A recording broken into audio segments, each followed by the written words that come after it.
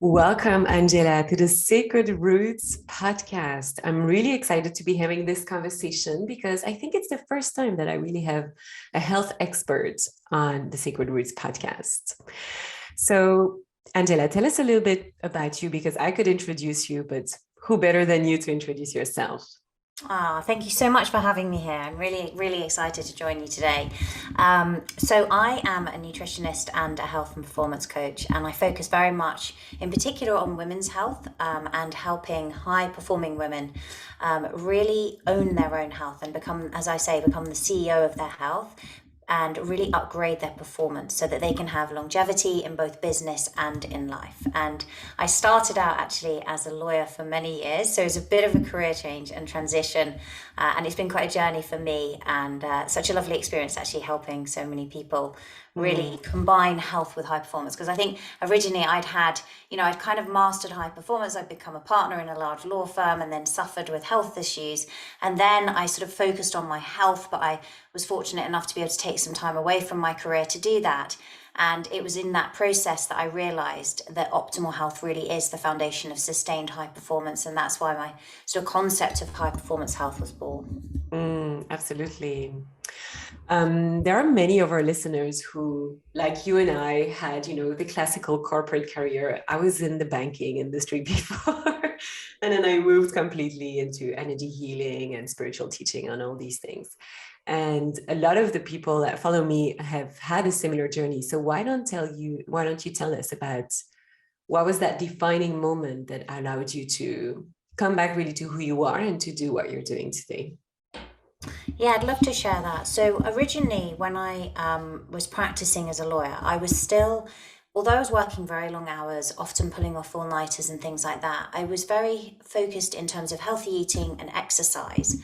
But I had sort of moved away from any spiritual base at that point, and I think that was really the downfall in the way I was raised in a very strict Catholic family. And I think that, religion organizes spirituality, I think, in an almost doctrine-like way. And I found that quite difficult. But as I was practicing, I started to read more books on Buddhism, things by the Dalai Lama, Eckhart Tolle. And so I was kind of just developing and opening my mind to this idea of, could I have a spiritual practice without being religious? And almost the Catholic guilt was coming in because I was thinking, can I really step away and how would I do this? And then I had sort of my first brush with health really when I was in my late 20s and I was diagnosed with PCOS and insulin resistance and prescribed metformin, a diabetic drug, which I found almost impossible to take. It really gave me gastric upset. And so I had surgery, discovered I had endometriosis. I was looking to start a family. And I then started diving deeper into the nutritional side, thinking, what can I do to really improve my health? And I was very fortunate because I went on to have all of my three children naturally, albeit very close together. The three of them were arrived within 4.5 years. And so it was pretty full on as a new mum. And each time I experienced postnatal depression. And with my first child, it was, I would call it relatively mild. I didn't require any medication. But then when I was pregnant with my second, I think I had prenatal depression. I remember thinking, is it prenatal? Is it postnatal left from the last one? Like, what's going on? But I was really, really struggling. And then when my second son was born, it really hit me. But because I was this kind of, successful corporate lawyer, I was sort of in denial thinking, no, this isn't happening to me. I can't have depression. And even if it is, it'll just be like last time, I'll get past it. But actually it wasn't like that. And it hit me quite hard. And eventually my doctor sort of pleaded with me, please let me help you. And I had some medication really to help me do some inner work. I was doing things like CBT. And again, I was fortunate enough to have a psychotherapist who was quite into the spiritual side of things as well. And so was opening my eyes more with things like mindfulness at this point, but encouraging me to take that time to sort of breathe and find space for myself. And then I then went on to have my third child, having recovered, and that's when it hit me very hard. And I thought genuinely, having done the work, I was going to be fine. The doctor was quite against me going for another child. My husband and I both wanted it. And so we decided to kind of, put in place some family support so I wasn't going to be as tired and sleep deprived. But I did suffer very badly, and I think it hit me very hard. And the next 2 years were a real struggle. And I was referred to a psychiatrist for help with the depression and put on some very strong bipolar medication. And I adored my family, completely connected with my husband and my children, but just couldn't really understand whether they would be better without me and quite how I fitted into this. Because I think for anyone that's listening that struggled with depression, there can be a real degree of self-loathing, and it affects your self-esteem, your confidence. And so I felt like a bad mum no matter what I did. And so I kept thinking of these thoughts of suicide. They were really plaguing me, and they were moving me on to different drug therapy treatments because it wasn't working very well. And every time they sort of shift any medication, you get another bout of depression effectively. And then my kids developed a kind of really nasty cough, which I picked up. And that became kind of flu. And then I got pneumonia, and I was being prescribed different antibiotics. But nothing was really working. So I had a chest x-ray, and they thought that they'd picked up something called bronchiectasis and asked me to come to the hospital urgently. And when I arrived there, the consultant kept showing me the scans and saying, the lymph looks really big. And I kept asking, well, why are we talking about the lymph? We know I've got pneumonia. Like, isn't it just the infection? It sounds like you might be suggesting I have cancer. And he was like, well, it's hard to say that you don't without doing a CT scan. So everything then was happening really quickly. They put a dye through me. I was put in the big kind of CT donut machine. And when I came back, before I even sat down, he was like, it's worse than I thought. And at that moment, a sharp intake of breath. Here I have been thinking about, my predominant thoughts were of suicide. Now I'm threatened with this. What is going on? And he said, it's not lung cancer. You're very sick. You've got very bad pneumonia. And honestly, I don't know how you're standing here, but we need to admit you straight away. And, my reaction as a mum was like, that's okay, but I've got nothing here. I'll get the kids from school and I'll come back. And he was like, no, I think you don't understand. You're not going to know now.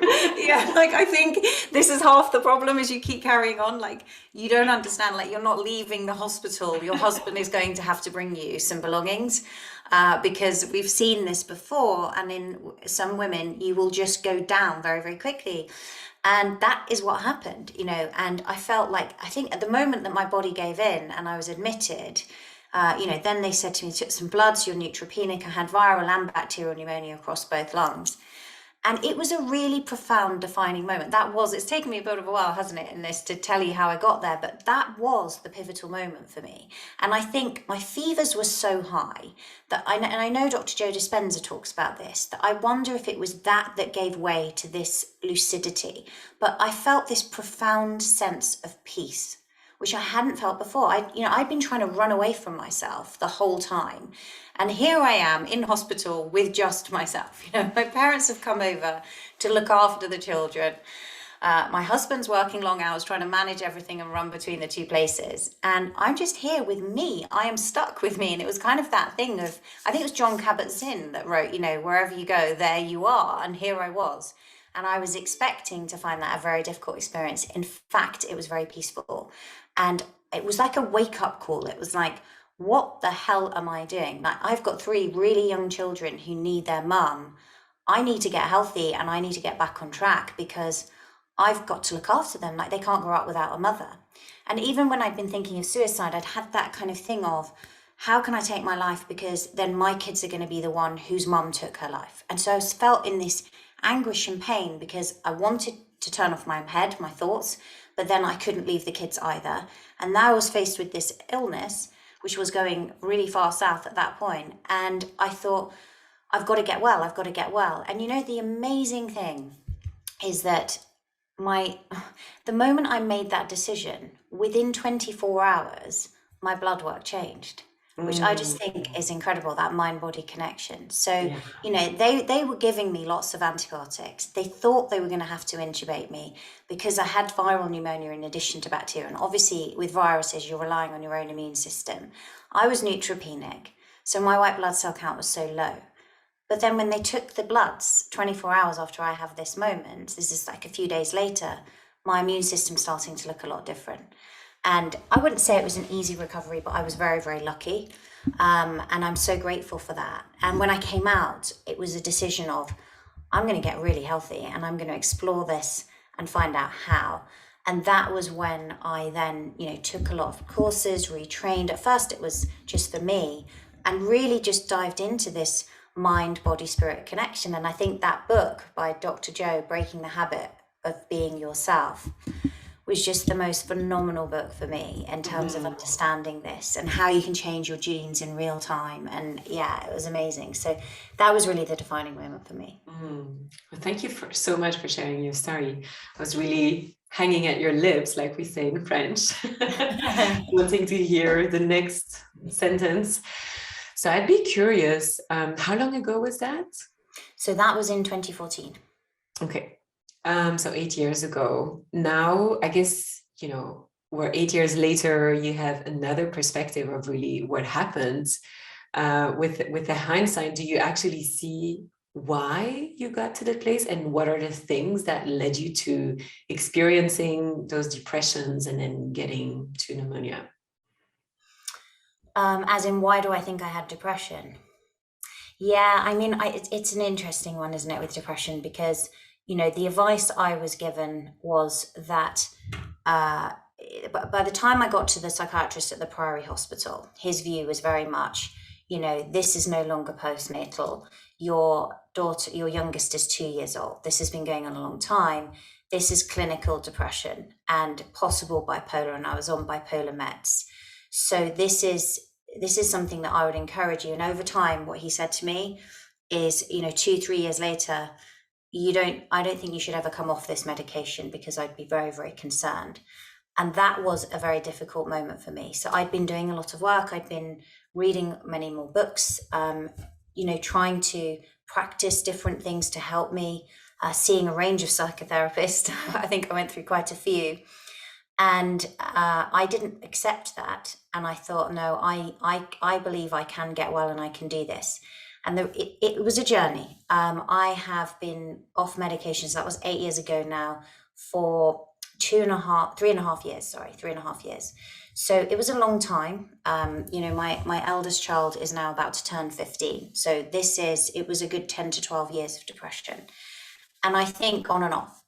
I think that looking back, I probably always had a tendency to negative thoughts, to self-criticism, to perfectionism. And I don't think it's uncommon. And I think for your audience, I know you have a lot of high-performing audience, who are entrepreneurs and very driven and successful. I think it's uncommon as mothers for that postnatal stage to be a triggering event for depression. But I've definitely had to rework my own internal thoughts. And it takes a lot of inner work, I think, when you are a little bit more wired that way. And the crazy thing is that I see the positives in other people, because, I was very much taught you've got to practice self-compassion.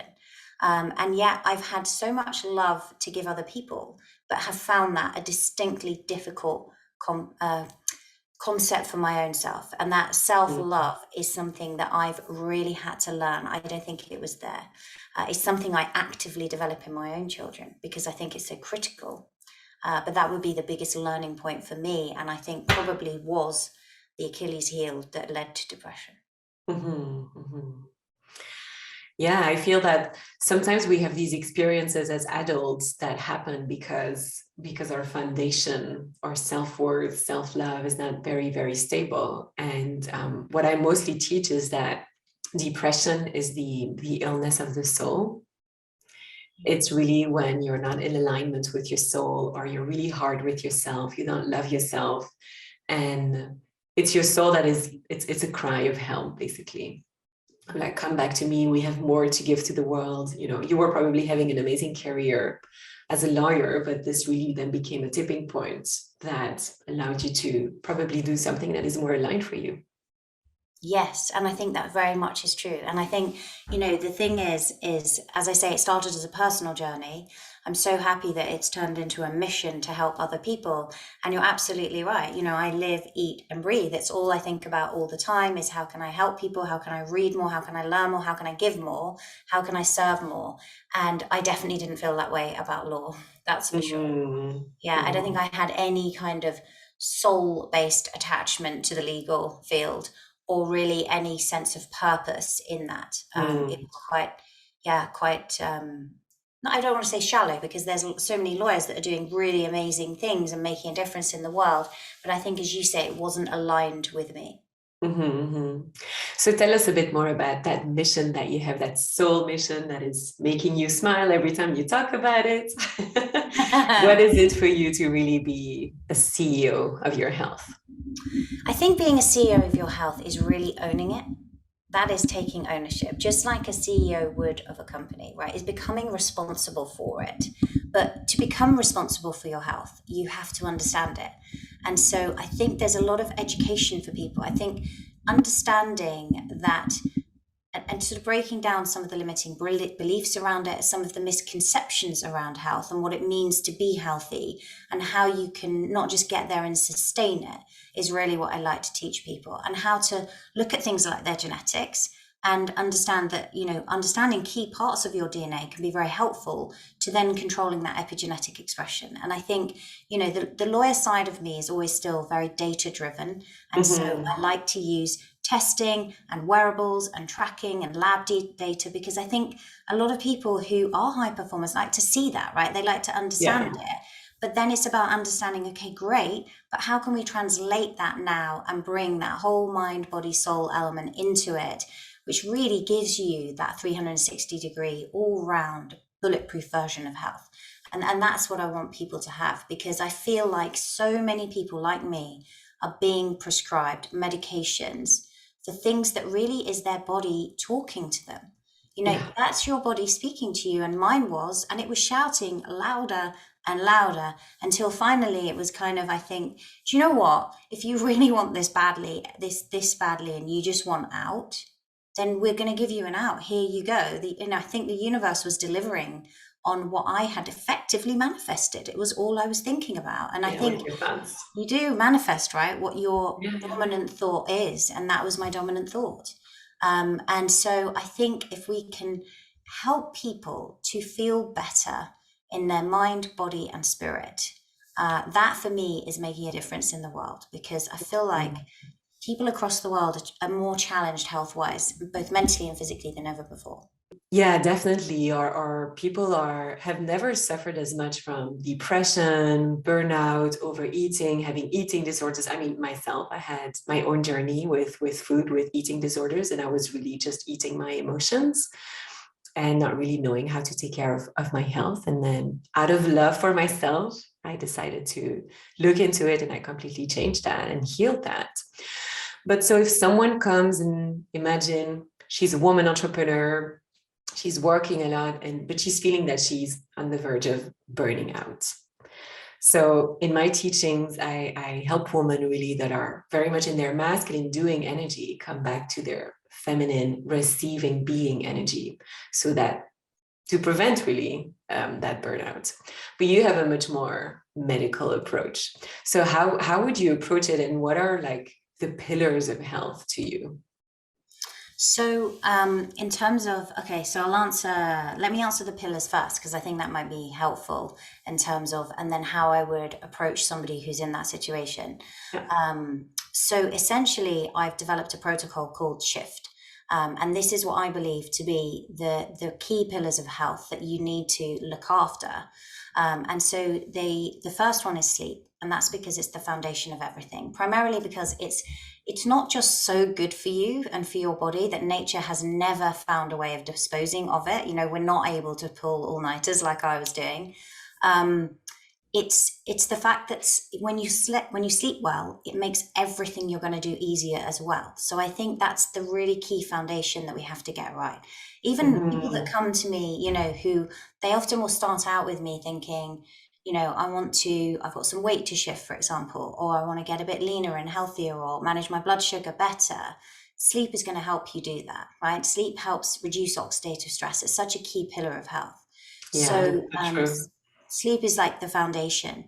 And then the H is really managing your hormones, because I think hormones dictate a lot of how we feel. And they're so important. Hormones and neurotransmitters, I would put those together. So stress hormones, hunger hormones, things like neurotransmitters like serotonin and dopamine, and sex hormones as well, when we start to balance those, we start to feel more like the woman that we were born to be. When any one of those is off, we're not going to feel great. So hormones is the second thing that I really look at. I love that you're using really sleep and hormones as the first, because I just had a baby. My baby is 11 months old now. Congratulations. And so I've had my own journey with sleep and hormones in the past 9 months. It's definitely a And turn. he finally slept through the night for the first time last night.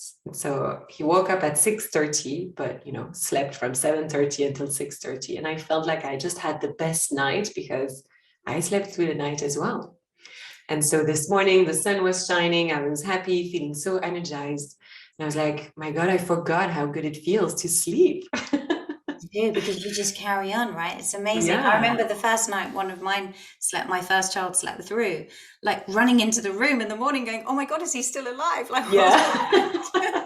because you're so used to being woken up, and then you do feel so different. And I think, I can't imagine now going back to that now mine older, but so I think sleep and hormones are really important. And then the Yeah. next thing, and some of that will come up, like if, with some clients, I'll look at lab data. But the next thing really is the insight, with the eye is the insight. So what can we look at? So there are things that you can measure. So for example, when we're talking about stress and resilience and hormones and how you feel and if you're in alignment, one thing that really can go off quite quickly, that's an easy metric to track at home, is a concept known as heart rate variability. And the Mhm. heart is not designed to beat, as you know, like a metronome. It's designed to have pretty significant variability between beats. And so when your heart starts to really regulate itself and the rhythm becomes very, very regular, and you see this depression in heart rate variability, that's usually because it's trying to create order. And the reason it's trying to create order is because there's disorder elsewhere in the Mm. body. And so Interesting. that's a really interesting metric people can track, because it shows you, as a high performer, are you actually doing enough recovery? Or are Yeah. you too much on the masculine side and gun, gun, gun, go, go, go all the time? And so, like, for example, I'll track it with my Aura ring when I'm sleeping. There's various different devices you can do. And you can see you're getting enough deep sleep, enough REM sleep, which helps with things like emotional regulation. So there's various insights with wearables you can use at home. There's lab data we can look at. And so that's the kind of central pillar. And then we look at the active things. And it's interesting, isn't it, that I think a lot of people start here. They start with food and exercise, but actually it's sort of almost the last stages that I put in place, because I think these other things build the foundation.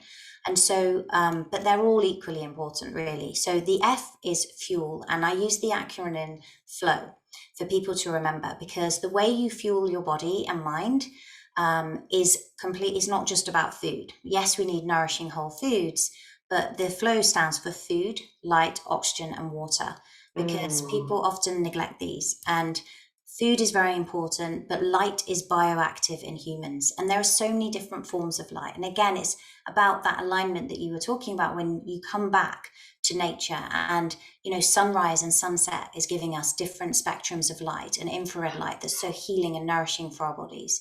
We need some blue light during the day to regulate circadian rhythm, to UV light to help synthesize vitamin D. And so light is critical. Oxygen really is an acronym for breathing, right? It's that exchange of oxygen and carbon dioxide into our tissues. And if we're always upper chest, tense breathing, kind of up here, shallow breath, we may find that our blood oxygen looks fine, but actually the tissue levels and that exchange is not optimal. And so we want to make sure that transfer is taking place really well. And to do that, we need more recovery, more relaxation. And so often I'll teach different breathwork practices that can help people come back into calm. And then the Beautiful. last one is you do as well. Yeah. Yeah, I mean, it's just the most powerful way, and it's the only scientifically proven way, right? And I think people forget, right? You can only ever hold one thought at any one time. So if you have a negative thought or an anxious thought, generally you are using your imagination to predict an outcome or worry about an event that's taken place that may cause you problems in the future. Effectively, you're using your imagination to predict something. Well, what if you could take that imagination and flip it into something more positive? And to do that, you need to be in a calm state. And the easiest way to do that is through the breath. So that's why I think, that's a really key pillar for me. And then the last one, water, really is about hydration, but it's looking about where can we find water, because we can find water, yes, from drinking water, but also from foods that have a very high water content. And those foods actually have a fourth phase of water that was discovered by Dr. Gerald Pollack, which is called easy water. And this is charged water that's like energy for our mitochondria. And so if you think about when you put chia seeds and you get that gel-like liquid that's created, you look at like cucumbers or watermelon, these all contain easy water and they're so nourishing for our bodies. So it's about hydration as well. And then the tea I can move on to if you like, unless you have any questions. I feel like I'm doing all the talking. Yeah, I have lots of questions, but finish. And so the tea is about training, and that is about training your mind and body. So again, it's the mind and body. This is the bit that I hadn't paid enough attention to, and I think was my downfall. So yes, you can be physically active, but also understand that it's not about scheduling exercise sessions. It's about increasing that overall movement, because we were designed to be moving. And then for the training of the mind, it's all the things that you talk about. It's the practices that are so important, the mindfulness, the meditation, the gratitude, that spiritual alignment, really. Beautiful. I love that you have such a holistic approach, because we really are holistic beings. And, with the oxygen, the water, and the light, you're also touching upon connecting with the energy of nature and our own energy fields. And where I live in the Pacific Northwest, there isn't a lot of light in the winter. And I discovered recently that when you have a bit of a darker skin, and I have quite a Mediterranean skin, you actually need more light than someone that has a lighter skin. And it's funny, I was telling you before this episode that my husband is English. So he has a very light skin. I always tell him that he's the Viking and I'm the Mediterranean goddess, I love that. And he's not struggling with the lack of light at all. And every winter I'm like, oh my God, I really need sun. It's crazy. So I take vitamin D now, of course, to supplement that. But what else do you advise to people who are really struggling with that lack of light in the winter and potentially having what we call seasonal depression, but really it's just a lack of light? Yeah, I think it can be hard. It's hard here as well in the UK, because you don't get access in winter. And I think, it's like sometimes it's dark till nearly 8 o'clock in the morning, and then it's sort of getting dark again at 3:34 in the afternoon, and it feels very restricted. What I would say to people is to, first of all, the one that's free is from outside in the sun, right? So when you go out on a cloudy day, it can be difficult. You're not getting as much access to light. And I think there's something like 10,000 lux through the cloud, maybe between 10 and 30,000. On a really crisp, blue sky, sunny day, you can get up to 100,000 of lux. And obviously that elevates your mood. It really enhances serotonin production. So that can be hard, but any light exposure is going to be positive. And so going out, even if you can, just for sort of 15 minutes around that midday time to get access to light. And ideally, I'd have people do more so that they're increasing their movement and step count at the same time. But I think getting that can be helpful. Being near a window, like when I'm working, I'll always have my desk. Wherever I am, I always look for a window, because it's so important so that you're getting access and seeing outside and seeing nature. It's been shown that even looking at a tree can calm you down, even looking at a tree. And obviously, if you can go forest walking, that's even better. The other thing is you can use red light therapy devices, which can help to mimic sunrise and sunset. And they can also, the near infrared and red light spectrums can enhance the health of your mitochondria. So now you're really increasing that energy and powerhouses of your cells. So that can be a really good hack as well. And you can get things like vitamin D lights, or these other lights that can help to sort of wake you up. There's also devices like the human charger, which will actually put light between your ears. And that's another way of sensing it. So there are things that you can use. And I love, better living through science where we can as well, I think can be helpful in those times. Definitely. Wow. I'm going to invest in a red light to have enough sunlight. So I was asking you before then, based on these pillars, if someone is struggling with burnout, doing too much, being overwhelmed, especially when we're young moms and have our own businesses and we want to take time for ourselves to stay involved in our spiritual practices. So we can very easily burn out. What would you then advise women to do? So the first thing I would say is be kind, right? Be kind to yourself. I think as particularly as, new mums, we can be very critical because we were achieving so much and doing so much. And now all of a sudden our routines have been completely thrown out by this tiny little human who's dictating the schedule. And I think that can be hard. And I would say just be kind to yourself. This period is actually so lovely and it doesn't last Mhm. forever. So really embrace and enjoy it as much as you can. However, if you are struggling, you can cut down some of these practices. If you can, I would always say the best thing for me was trying to make a habit of getting up. And this isn't easy when you're up all night. So you may have to wait until your baby's sleeping through. But once they are and you're getting more regular sleep, is to actually try to wake up, even if it's 10 minutes before them, so that you have some time for you in the morning. I think that's the only part of our day that we really have a degree of control over. After that, we can kind of be at the behest of everyone else's demands to a degree.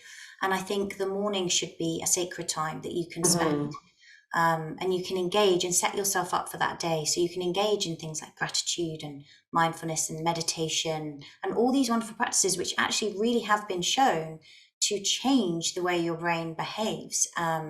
So I think it's really powerful, to do something like that. I think if you feel burnt out, then coming to see a practitioner can be helpful because, when I talk about the H part of shift and hormones, we can actually test and have a look at those pathways and see what's going on. Because sometimes things like anxiety can be because you haven't got as much progesterone being produced. And we can support that.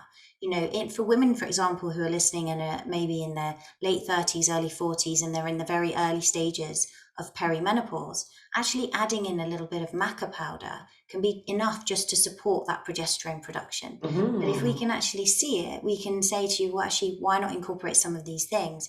We can also have a look at your cortisol rhythm to see, are you at a stage of, there's different stages. So we have DHEA, which is a more anabolic hormone and builds you up in the body. And then cortisol is more catabolic and breaks down things. So actually, if we look at a combination of urine and saliva with something like the Dutch test, we can get a really good view on how your body is operating and whether you might be very highly stressed at this point. But DHEA is also high, and that's okay because at the moment you're meeting the demands of the stress that you're under. But if we start to see that actually your body's starting to bind up that cortisol, less is freely available, or it's making less, or DHEA is dropping, kind of in a compensatory phase where your Mhm. body's now trying to protect itself. And so we can actually see what stage you are at to try and anticipate things like burnout before they happen and give you certain adaptogens. I think people will read about stuff on social and they'll go, oh, I've seen that, I must take it. Like, I must go and take DIM. It's really good for estrogen. And it's like, yeah, but what if your estrogen is not high and you don't really Yeah. want to be lowering estrogen? You don't just, these herbs and natural substances are actually very, very powerful.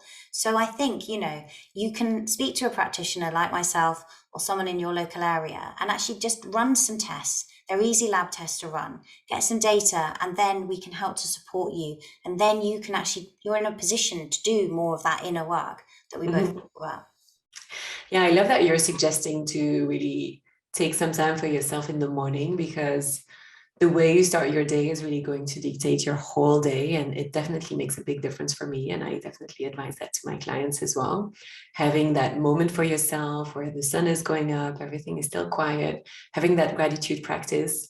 We actually have a gratitude practice before every meal where we just sit together as a family of three now. And we bless our food and then we say something that we're grateful for. And it helps you be much more mindful as well when you're eating.